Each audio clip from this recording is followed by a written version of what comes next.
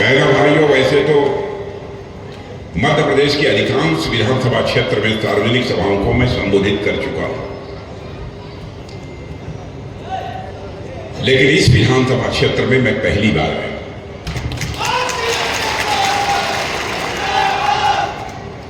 आप लोगों ने फूलों की हार पहनाकर मेरा स्वागत किया है, आपने तालियां बजाकर मेरा स्वागत किया है। भारत की परंपरा है और शिष्टाचार का तकाजा है। स्वागत, अभिनंदन और सलाम दुआ कभी एक तरफा नहीं होना चाहिए। इसलिए मैं भी अपनी तरफ से शीश झुकाकर आप सभी बहनों भाइयों का हार्दिक अभिनंदन करता हूं। आप सभी का स्वागत।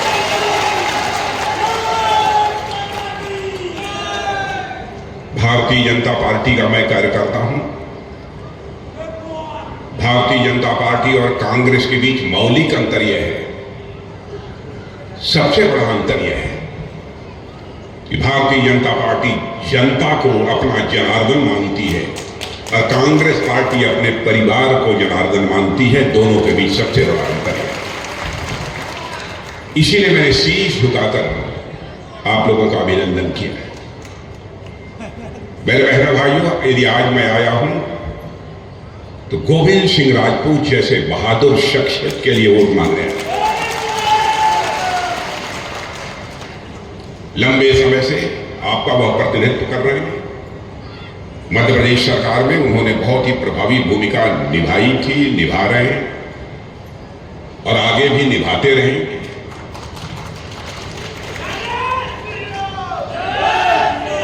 उनके बारे में मुझसे अच्छी तरह आप जानते हैं, लेकिन इतनी बात पक्की है, किसी को शिकवा शिकायत हो सकती है।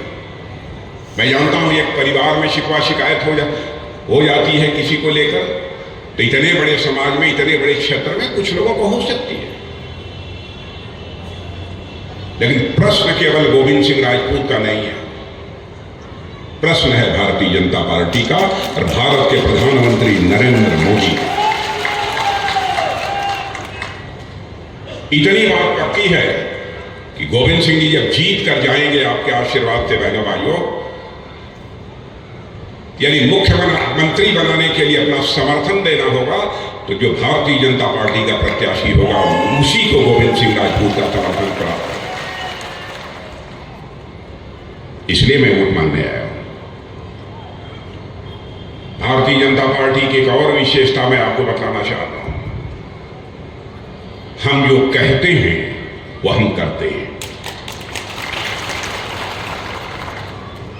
हो सकता है हमारे यहां कोई व्यक्ति ऐसा हो, कोई नेता ये हो, कहता कुछ हो, करता कुछ हो, लेकिन पार्टी के बारे में भारत नहीं, दुनिया का कोई माँ का लाल उंगली उठाकर नहीं कह सकता कि भाजपा ने यह कहा और किया नहीं। नेताओं की कथनी और करनी में अंतर होने के कारण ही भारत की राजनीति और भारत के नेताओं पर से जनता का विश्वास धीरे धीरे समाप्त होता चला गया। लेकिन भारत में राजनीति को लेकर जो विश्वास का संकट पैदा हुआ, सबसे पहले याद आज भारत में राजनीति में पैदा हुए इस विश्वास के संकट को चुनौती के रूप में किसी ने स्वीकार किया तो भारतीय जनता पार्टी ने स्वीकार किया। आप ये कहेंगे कि आपने क्या कहा, क्या कर दिया, क्या कमाल कर दिया। याद दिलाना चाहता हूं, हम प्रारंभ से कहते चले आ रहे हैं कि जिस दिन भारत के संसद के दोनों सदनों में हमको बहुमत मिल जाएगा, हम चुटकी बजाकर धारा 370 जिसके तहत जम्मू कश्मीर को विशेष दर्जा प्राप्त है, हम उसे समाप्त करेंगे और जम्मू कश्मीर का भी वही दर्जा होगा जो हिंदुस्तान के अन्य राज्यों का है। बहुमत प्राप्त होते ही धारा 370 को हम लोगों ने समाप्त।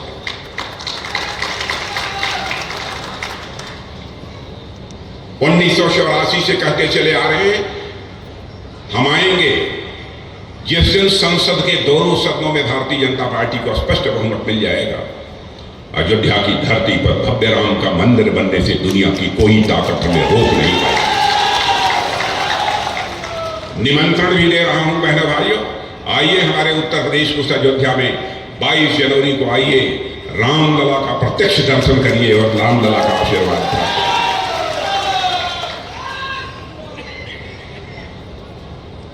कांग्रेस की सरकारों को भी काम करते हुए आपने देखा है, भाजपा की सरकारों को भी काम करते देखा है।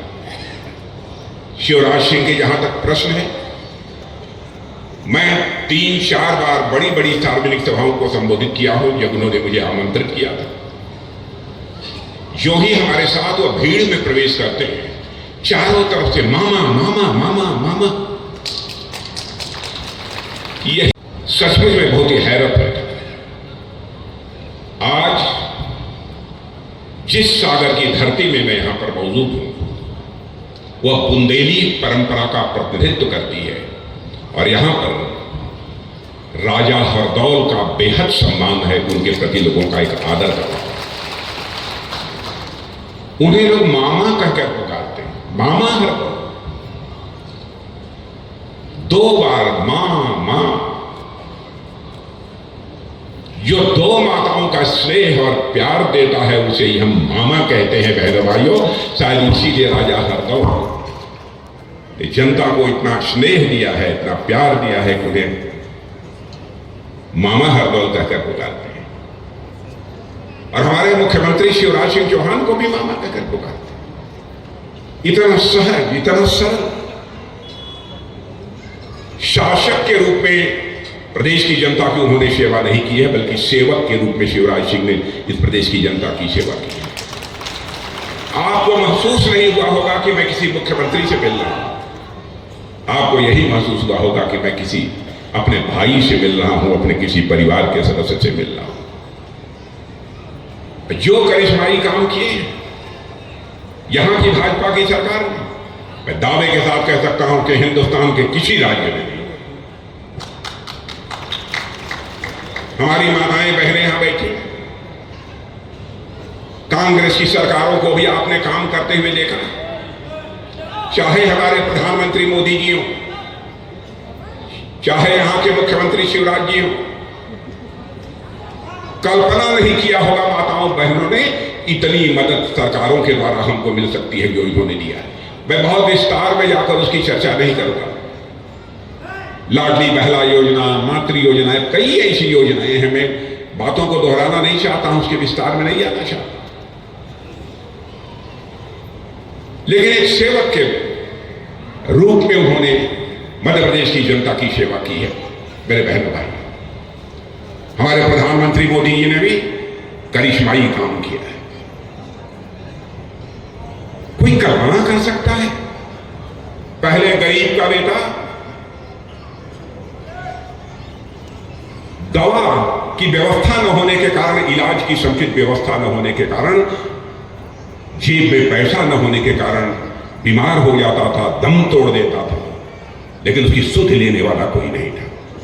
हमारे प्रधानमंत्री ने गारंटी दिया, ऐ हिंदुस्तान के मेरे गरीब भाइयों, यदि तुम्हारी जेब में एक भी पैसा नहीं है, यदि बीमार हो जाओगे तो 5 लाख रुपए तक का तुम्हारा मुफ्त इलाज किया जाएगा। और उस 5 लाख रुपए में भी तुम्हारी बीमारी ठीक नहीं होगी तो फिर से 5 लाख रुपए का मुफ्त इलाज किया जाएगा। बहनों भाइयों, हिंदुस्तान ही नहीं, दुनिया में कोई यह बदला दे, किसी देश में इस प्रकार की योजना है? मैं याद आपको दिलाना चाहता हूं, राजीव गांधी जी भारत के प्रधानमंत्री थे। राजीव गांधी जी ने एक बार अपनी मजबूरी जाहिर करते हुए कहा था, मैं राजीव गांधी जी की आलोचना नहीं कर रहा, क्योंकि मैं किसी भी प्रधानमंत्री का, चाहे वह किसी भी राजनीतिक पार्टी का हो, राजनाथ सिंह कभी आलोचना नहीं करते, क्योंकि मैं यह मानता हूं प्रधानमंत्री प्रधानमंत्री होता है, वह व्यक्ति नहीं होता है, वह संस्था होता है।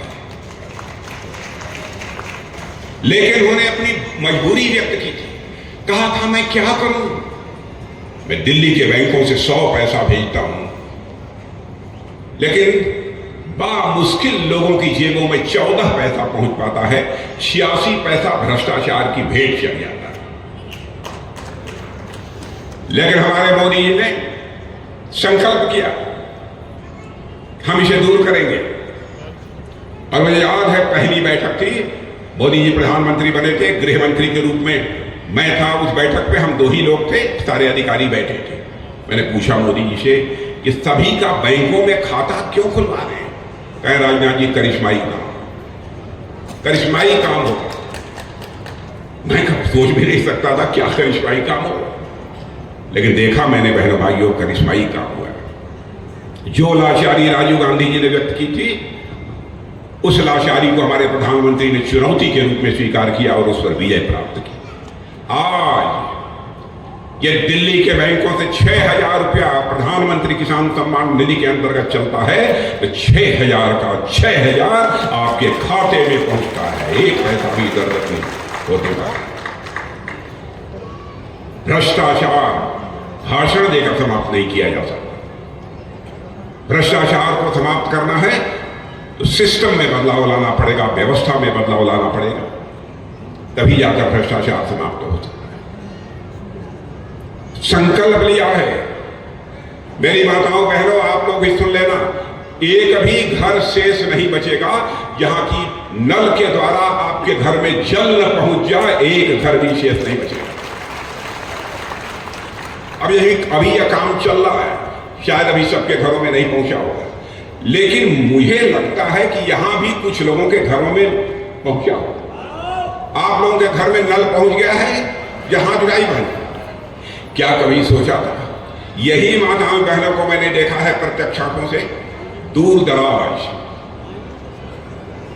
कुओं से, नालों से पानी घड़े पर घड़ा रखकर अपने घर में लाती थी और उस पानी से काम करती थी। लेकिन आज घड़े पर घड़ा सिर पर रखकर उनको पानी लाने की जरूरत नहीं होती है, घरों में पानी पहुंच रहा है। कई ऐसी योजनाएं। पहले भारत के लोग दुनिया के दूसरे देशों में जाते थे तो लोग कहते थे भारत गरीब देश है, कमजोर देश है, यह है वो है।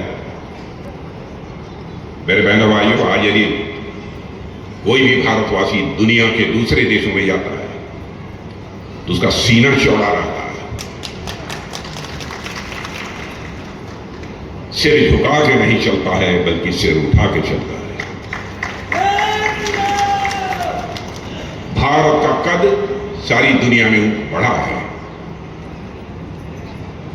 पहले दुनिया के मंचों पर, अंतर्राष्ट्रीय मंचों पर जब कोई मीटिंग होती थी, भारत कुछ बोलता था तो लोग भारत की बातों को गंभीरता पूर्वक नहीं लेते थे, टाल देते थे। भारत बोल रहा है, यानी भारत गरीब है, भारत कमजोर है, यह लोग मानते थे।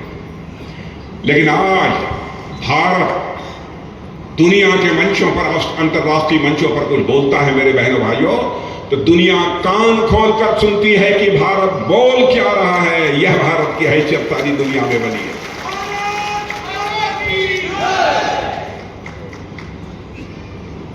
यह हैसियत बनी है। क्या आपको अच्छा नहीं लगेगा? क्या आपके देश, जिस देश के आप नागरिक हैं, उस देश का कद दुनिया में सबसे बड़ा हो जाए?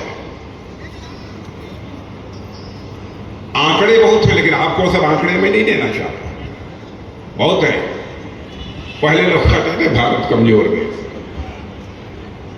लेकिन भारत कमजोर देश नहीं है मेरे बहनों भाइयों। भारत अब ताकतवर देश बन गया है। और मैं देश का रक्षा मंत्री हूं, मैं आपसे कह रहा हूं, उरी पुलवामा की घटना हुई थी। पाकिस्तान से आकर आतंकवादियों ने हमारे सुरक्षा के जवानों पर कातिलाना हमला कर दिया। उसके बाद हमारे प्रधानमंत्री मोदी जी ने हम 1-2 लोगों को बुलाकर चटपट 10 मिनट के अंदर फैसला कर दिया। उसके बाद आपने देखा कि हमारे सेना के जवान सीमा के इस पार ही नहीं बल्कि सीमा के उस पार जाकर आतंकवादियों का सफाया करने में वो पूरी तरह से कामयाब है। हमने यह संदेश दे दिया कि हम इस पार भी मार सकते हैं और जरूरत पड़ी तो उस पार भी जाकर मार सकते हैं। यह भारत की वैसे हम भारत के लोग बड़े शांतिप्रिय लोग हैं और आज तक भारत ने दुनिया के किसी देश पर न तो आक्रमण किया है, न दुनिया के 1 इंच जमीन पर, दुनिया के किसी देश की 1 इंच जमीन पर कभी भारत ने कब्जा किया है, न किसी पर आक्रमण किया है। लेकिन यदि कोई आंख दिखाने की कोशिश करेगा, स्वाभिमान पर चोट पहुंचाने की कोशिश करेगा, आज भारत उसे किसी भी सूरत में बर्दाश्त नहीं करेगा। अब यही चाहते हैं ना, यही होना चाहिए, लेकिन आपका आशीर्वाद चाहिए। बिना आपके आशीर्वाद के संभव नहीं है। आपने आशीर्वाद दिया था 2014 में, तभी मोदी जी प्रधानमंत्री बने थे। मैं पार्टी का राष्ट्रीय अध्यक्ष था उस समय, तभी ये हालात बने हैं भारत देश के।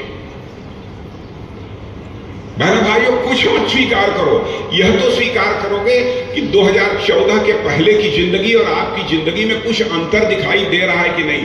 मैं माताओं बहनों से पूछना चाहता हूं कि आज के 9-10 वर्ष पहले जो गरीब माताएं बहनें थी, उनकी जिंदगी में, तब की जिंदगी में, अब की जिंदगी में कुछ अंतर दिखाई दे रहा है कि नहीं? यदि दे रहा है तो हाथ उठा के माताएं बहनें बता दें, दे रहा है कि नहीं? तो आप लोग ताली बजा के बता दो कि दे रहा है कि नहीं। मैं झूठ नहीं बोलूंगा, क्योंकि मैंने राजनीति की है बहनों भाइयों, तो जनता की आंखों में धूल झोंक कर कभी राजनीति नहीं की है, जनता की आंखों में आंख डालकर राजनीति की है। इसलिए मैं जहां जाता हूं प्रेस के दोस्तों से भी कहता हूं, हमारी कोई बात गलत हो अखबार के पन्नों पर आप लिख देना, मेरी गलती होगी तो मैं क्षमा याचना कर लूंगा। मैं अहंकारी नहीं हूं, इंसान ही है, अनजाने में कोई गलती हो सकती है, लेकिन जानबूझकर कभी कोई गलती नहीं। तो आज तो मैं आया था, बात तो बहुत सारी है, लेकिन बहुत लंबी चौड़ी बात करने की कोई जरूरत नहीं है। तो आप लोग गोविंद सिंह जी को जिता देंगे कमल के फूल दबा करने बाद।